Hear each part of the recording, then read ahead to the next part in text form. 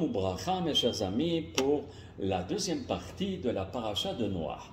On observe dans la paracha de Noach qu'Akadosh Baruch Hu a donné des mesures très précises à Noach afin de construire l'arche.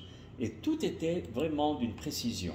Regardez ce que nous dit dans la paracha de Noach au chapitre 6 au verset 15. Veze asher ta'aseota. Et voici comment tu la feras, comment tu feras l'arche. Écoutez bien. Shlosh meot ama orech hateva. Donc 300 coudées seront la longueur de l'arche. Retenez les 300. Ensuite, la paracha continue. Hamishim ama rohba. 50 coudées sa largeur. Et shloshim ama komata et 30 coudées sa hauteur. Maintenant, dans le verset 6 et au verset 16, plus loin, la Torah nous dit Ve'el ama techalena milama'ala. Et tu mettras une coudée pour la fenêtre d'en haut, une coudée ama et une ama. D'accord? Donc c'est un. Et ensuite, on nous dit comme ça. Dans le Sefer Birkat Yitzhak de Rabbi Yitzhak Horowitz, Zechot Tzadik Kadosh Lebracha, il nous dit, mais je ne comprends pas. Si déjà il y a eu un miracle, que tous les animaux, Noach et toute sa famille, sont rentrés dans la Teva, pourquoi faire ces mesures qui sont si disciplinées? Et vraiment, Akadosh Baruch Hu, comme il a fait un miracle, c'est rien 50 coudées de largeur et 30 coudées sa hauteur. Une girafe, elle fait bien plus de 30 coudées. Vous divisez en deux, ça fait 15 mètres.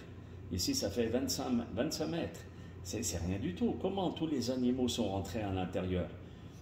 Et la fenêtre faisait qu'une... Alors on nous dit, une première réponse, que c'était au-delà de la mesure physique, comme dans le Kodesh HaKodashim, comme dans le Saint des Saints, on voit que on pouvait se prosterner, et aussi dans le temple, on pouvait se prosterner, et personne ne disait « Ah, c'est trop étroit à cet endroit-là ». Non, il y avait de la place, bien que l'endroit était plus petit, afin de contenir tout le Ham Israël. Alors ici, pour l'arche de Noé, à Tevat Noir, Rabbi Yitzhak Horowitz, il pose la question, mais si déjà tu as fait un miracle, alors fais un miracle de faire une petite boîte de conserve, ou bien une boîte d'allumettes, et puis tu mets tout le monde à l'intérieur, et puis c'est ça le miracle. Il n'y a pas besoin que Noach va se casser les reins à construire cette arche, et il a mis énormément de temps. Pourquoi il a mis énormément de temps? Parce que Rashi nous dit, il attendait que les gens fassent teshuva. Donc il a mis des centaines d'années. Regardez un petit peu. Alors on nous dit, pourquoi ces dimensions spécifiques? Il y a bien une raison. Alors, pour connaître la raison, il faut s'adresser au Harizal, le maître de la Kabbalah, Rabbi Yitzhak Luria, qui était le maître de la Kabbalah. Lui nous dit comme ça, il faut que tu saches que si les gens de cette époque ont fauté, c'est que malheureusement, les Kohot Haresha, les forces du mal, se trouvaient dans deux mots. Dans les deux forces, un qui s'appelle Nahash, le serpent, et un autre qui s'appelle Sam, d'accord? Donc ces deux noms, c'est des noms de la Toum'a, de l'impureté qui règne dans chaque génération. Mais là, si vous voulez, la force de Nahash et la force de ce nom-là, de cet ange, est devenue encore le Samermem plus fort. Vous voyez, le Samermem, c'est pas seulement le Satan, c'est plus fort que le Satan. C'est une force qui est sur terre, que Kodesh Baruch Hu il a mis, ainsi que la force du Nahash, malheureusement, après la faute de Adam Arishon. Les deux se sont associés pour faire fauter Adam et Hava. Et ils sont omniprésents chaque instant. Loulé à Kodesh Baruch Hu, s'il n'y avait pas un Kodesh Baruch Hu qui nous aidait, on tomberait dans leur filet et on serait exterminé. Alors, le Harizal, il nous dit, regarde, même dans la Koahatum'a, même dans la force de l'impureté, Akadosh Baruch Hu, il a mis de la pureté. Pour ceux qui connaissent l'hébreu, ils ont pu lire la suite au moment où je parlais. Regardez le het qui est en rouge. Alors, le Harizal nous dit, c'est là-bas où il y a la force du Nahash, du serpent, et on verra pourquoi tout à l'heure, spécifiquement le het. Et dans Samer même, c'est le Samer et le même, c'est là où se trouve toute la force de la Toum'a, de l'impureté.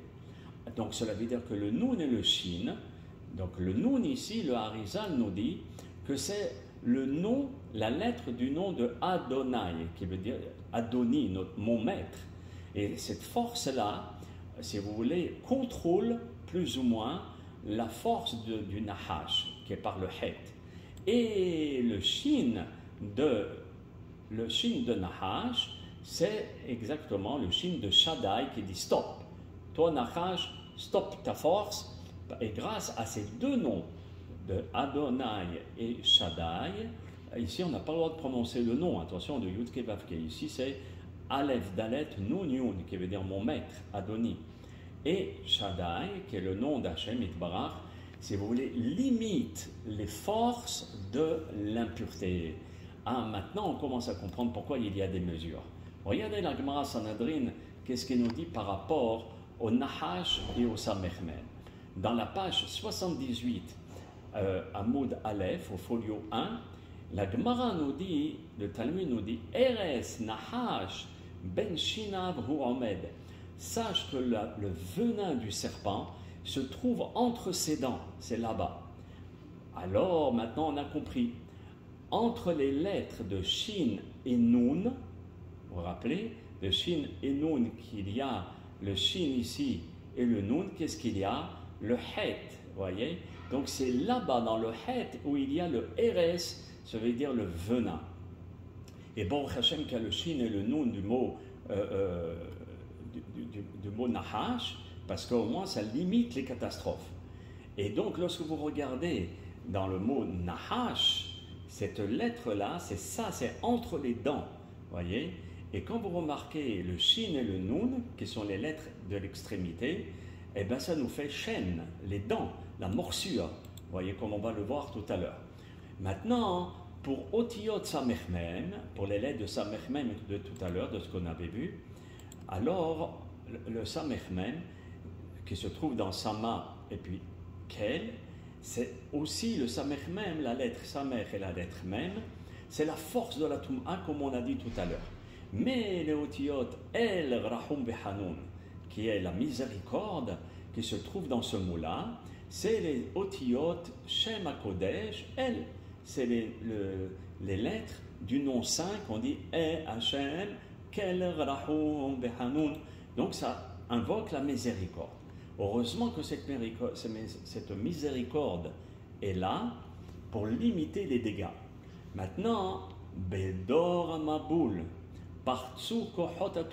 malheureusement dans la génération du déluge, les forces de la Tum'a se sont déchaînées et guidées à Gdusha, et malheureusement elles ont en quelque sorte défoncé les limites de la Gdusha.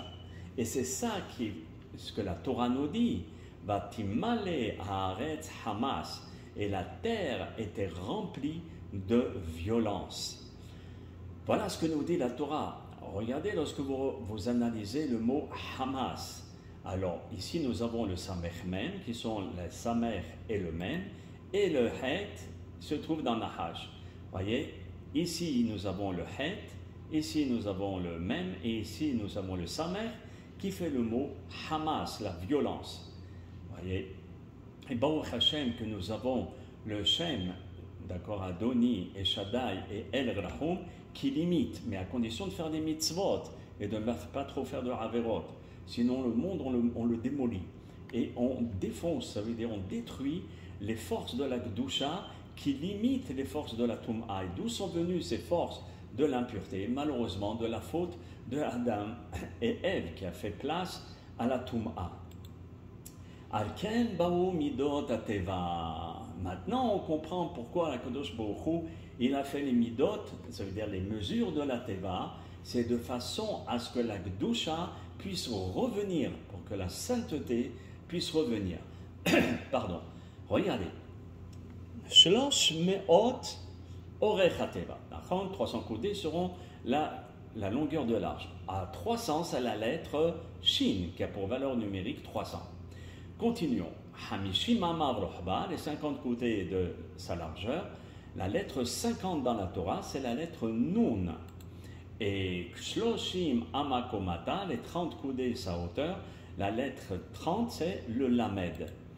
Et Elama Techalena, tu donneras du jour à l'arche que tu réduiras vers le haut, à la largeur d'une coudée. Donc c'est une seule coudée. El Ama. Alors maintenant, une coudée. Nous avons, si vous voulez, ici, comme on a dit, le het, le mem et le samer, et ensuite les coudées. Alors maintenant, on voit les 50 ici, les shin, les 300, une coudée et 30 coudées, comme je vous l'ai récapitulé ici. Alors, HaKadosh Baruch Hu, il a fait exprès de mettre les mesures 50 plus shin, plus 1 plus 30, de façon à ce que les coudées qui correspondent à l'arche de Noach n'est pas du hasard, mais pour remettre les forces de la Gdusha dans le monde grâce à l'arche que Noach a construit. Et à ce moment-là, on va limiter, ici le het et le samer-mem, on va limiter les dégâts et la force du Nahash et de samer-mem. Voilà en ce qui concerne la deuxième partie de la paracha de Noach. Nous allons maintenant découvrir une troisième partie avec l'aide d'HaKadosh Baruch Hu. Je vous donne tout de suite rendez-vous, mes chers amis.